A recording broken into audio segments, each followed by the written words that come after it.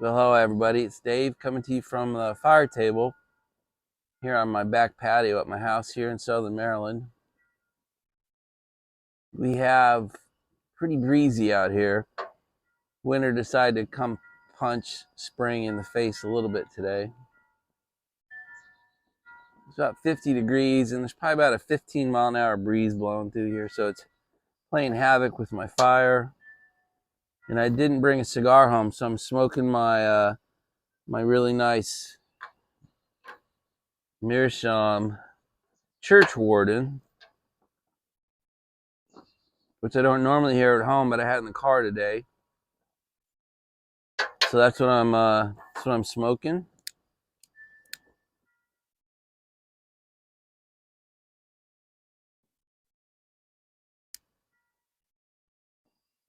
Thank you, Greg. So what am I smoking in this thing? I'm smoking San Sepulcro. Look at that! I actually got my hands on a couple tins. Smoked a couple bowls already today, and boy, I understand why Beans liked it. It's tasty. So as you guys always hear me say, my mouth likes it. The thermometer isn't up, but that's about all I can really do for a review right now. So this is not a tobacco. Let's just be clear. It's not a tobacco day. It's just pipes and San Sepulcro, and that's it for now.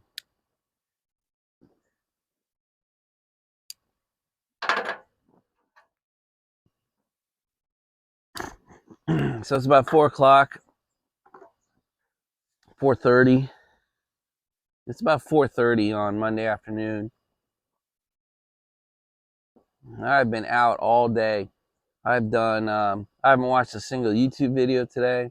I haven't looked at a single comment today. I've been a total team slacker on doing anything with you guys today. So filming this video is the first thing I've done. So I'll get this recorded and I'll get it up, and then I'll go see what happened in the interwebs world today. So you guys love story time as much as I do. So I thought we'd make today a 9/11 story time. I have a few of them because I was president of our Board of County Commissioners on that day in 2001. And in fact, for those of you who can remember back then, September 11th, 2001 was a Tuesday. And Tuesday was the day we convened the county commissioners in the courthouse every day. So we were on TV and in legislative session.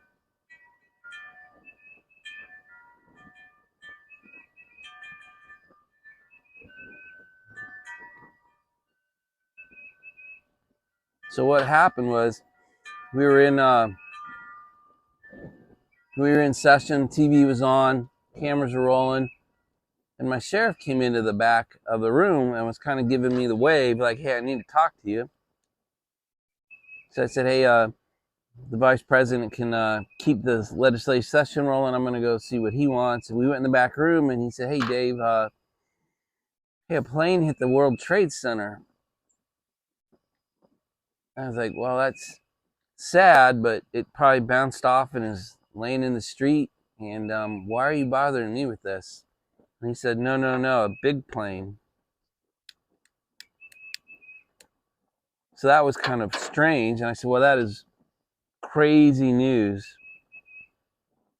But I got a session to run, and we're on TV, so I'll talk to you at lunch or sometime about what's going on." We went back in, we kept the session running.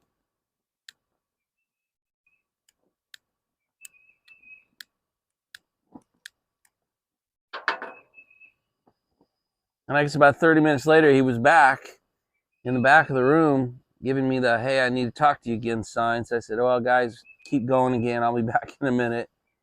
And he said, "Hey, Dave, another plane hit the World Trade Center."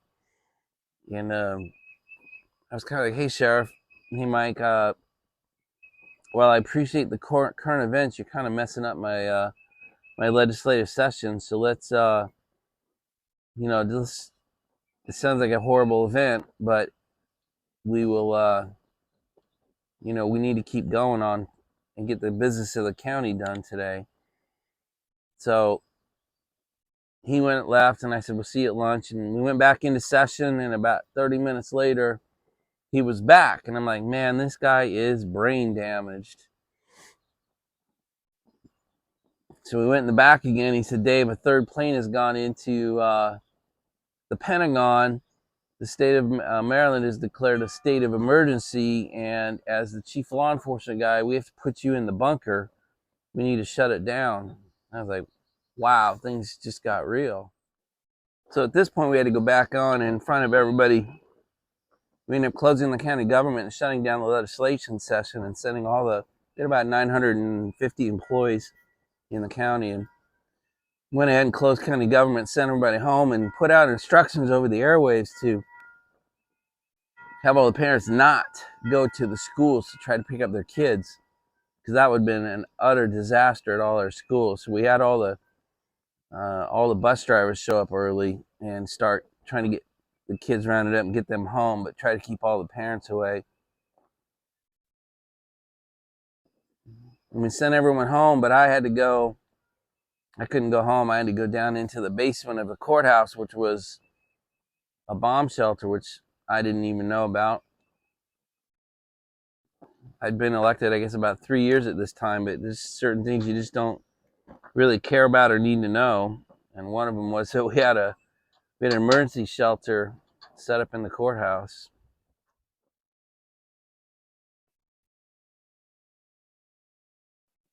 So it was about 10:30, 11 o'clock in the morning now on Tuesday morning.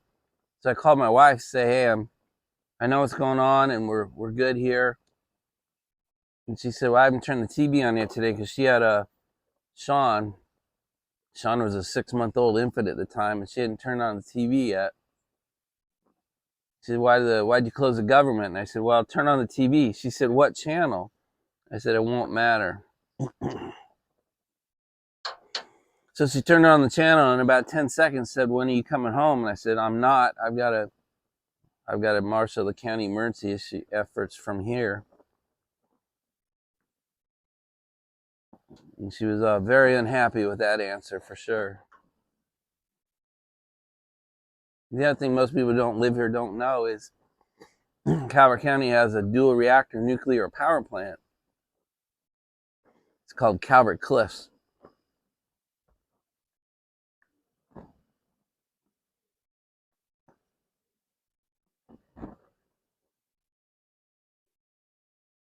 And the fourth plane had not been taken down yet.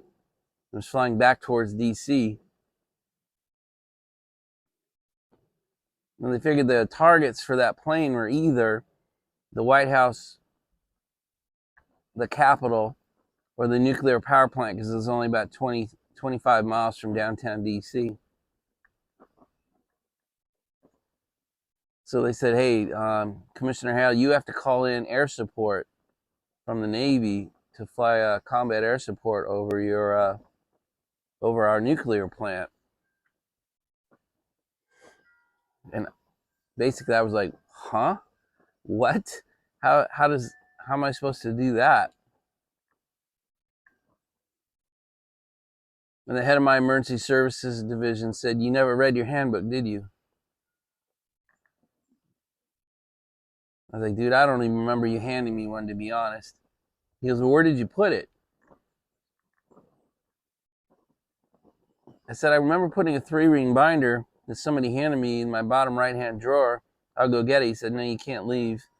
So they went and got it for me. They brought it down, and the embarrassing part, it was still shrink wrapped after 3 years. And it had never been like taken apart and put into the binder, the 3-ring binder. It was still shrink wrapped on its own, and they were just shaking their head at me.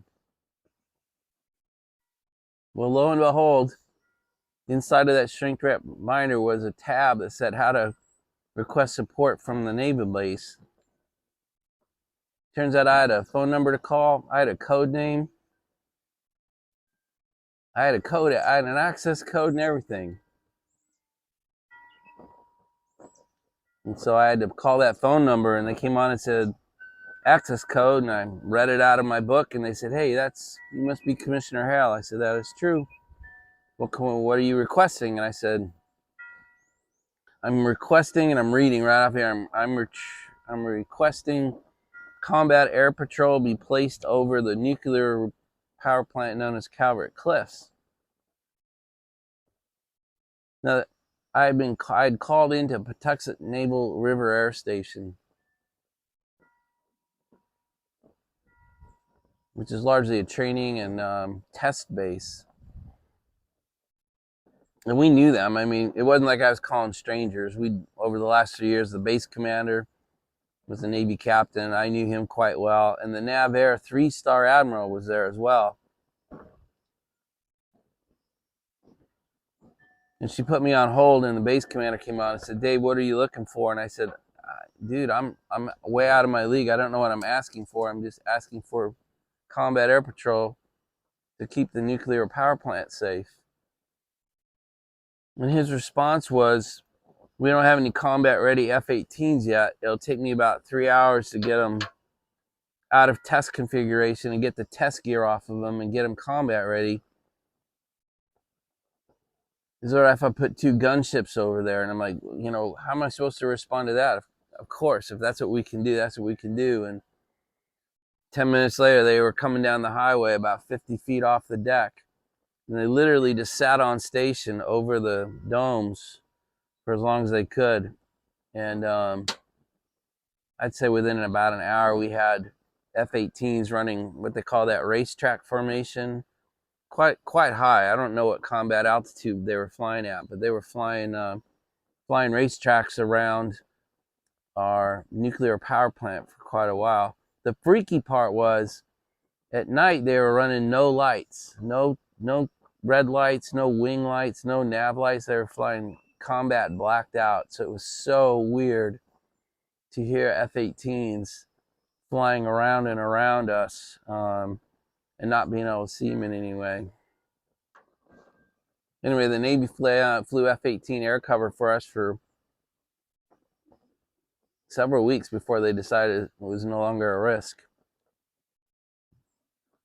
And if you remember, by then the FAA had grounded all flights, so there were no aircraft flying anywhere except these 2 F-18s that were constantly over station. That was pretty freaky. So there's my story of a dinky little county with a county commissioner, president of the board, having to do something I never thought I'd ever even heard of before, being elected to that little local elected position. So that was my one and only time I've ever called in combat air patrol. I don't have too many other local government 9/11 stories. But the second one I'll tell you is from my FBI job.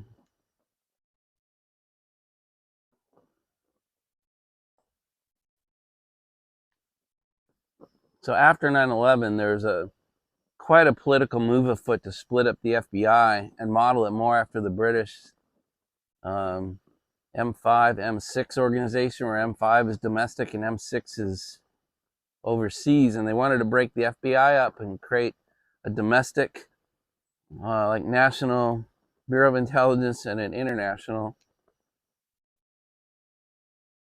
And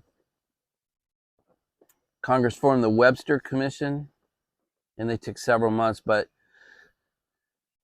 as part of the Webster Commission, they submitted just questions after questions after questions, and testimony upon testimony about what the FBI's part was in 9/11 and why it shouldn't be split into 2 organizations. And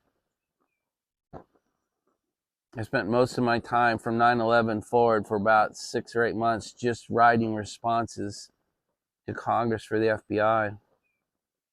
Now, I want to be clear here that I wasn't the leader of the writing, and I didn't put together the FBI's response. I didn't write it all, but I did contribute a fair amount to it. We answered a lot of questions and prepared a lot of FBI people for testimony. It ended up actually pleasing the Congress, pleasing the Webster Commission in our responses to their Webster Commission report questions, and eventually ended up being successful in defending the FBI from splitting up.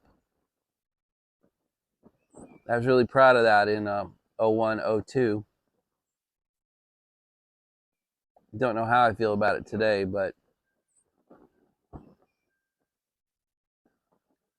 so that's how one little guy got to play a role in two big pieces of 9/11, keeping our nuclear power plant safe and defending questions from the Webster Commission and maintaining the integrity of the FBI as a single operating entity. Again, I didn't fly the combat mission, somebody else did. I didn't write all the testimony, I only had part of it, and I didn't make testimony to the Webster Commission, the FBI executives did, but I did play a behind the roll scene, and it was pretty surreal there for a long time, for almost a year. So guys, I got to tell you, this San Sepulcro is really quite tasty.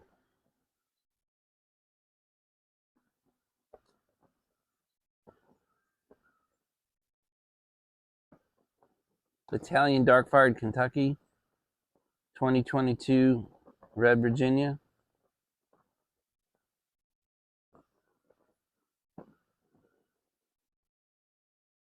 Looks like 2019 Bright Virginia. I didn't bring my glasses. Dominican Black Cavendish. That's what the label says. Tastes good. It's not sweet. Anyway, I recommend it. For what that's worth, I recommend it. It tastes pretty good. It's weird when you get used to watching you guys every day. It's like missing part of your family. I haven't watched any CJ's Garage or Potter Piper or anything from Greg, Uncle Willie. I haven't seen any of you guys today, so that's what I'm going to do. I'm going to cut this pretty short today and go say hi to all my friends online.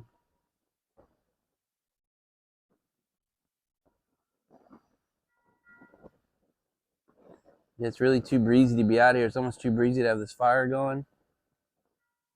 I got to keep the pipe bowl covered just to keep the pipe lit. I guess essentially what I'm saying is I'm almost working too hard to have fun out here. Yeah, I'm working too hard to look like I got my act together for you guys on a video. I just wanted to get out here and do one before the day completely got away from me. I'll give you an animal update. How about that? I haven't done that in a while. So my daughter's horse Cooper, that big bastard that we bought him in Belgium and had him flown over. He's a Belgian warm blood. And since my daughter's been at school for 3 years, my wife's been riding him, and he's been acting funny the last few days. And so we had something was wrong with his mouth. He wasn't eating right. So we had the horse tooth doctor come by, and he does what's called a float, and it's a U-shaped rasp, big like your hand. And he sedates the horse, and he runs that thing back and forth. The teeth on a horse are about this long. You can't see them. You only see the up front teeth. But horses have teeth all the way back up into their jaw. So he sits there and just reams on the teeth, top and bottom. He gets all what they call the points. Horse teeth grow points out the side. And if you don't file them off, they can't eat. But while he was doing that, he said, "Hey, I think you have a rotten tooth in here. So now we got to take him to the horse hospital." So we're going to be trailering him to the horse hospital to have his rotten tooth. I guess we're going to have to do a tooth extraction. And then my young dog, Echo, she gets ears infections really easy. She's got really small ears inside. You can't get inside and clean them very well. So we took her, we like how I do that. We didn't do shit. My wife did it. My wife took Echo to the vet today, And she doesn't have great hips. She has loose hips. So we've been trying to keep the weight off her, but she's about 7 pounds heavier than the vet wants her. So we'll be putting her on extra exercise and restricted food for a while. Less treats at night. So there's the Hale pet report.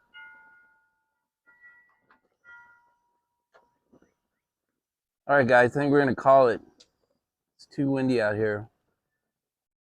I think it's actually getting windier. So we're going to have to be happy with 2 911 stories today and a pet update. Sorry about that.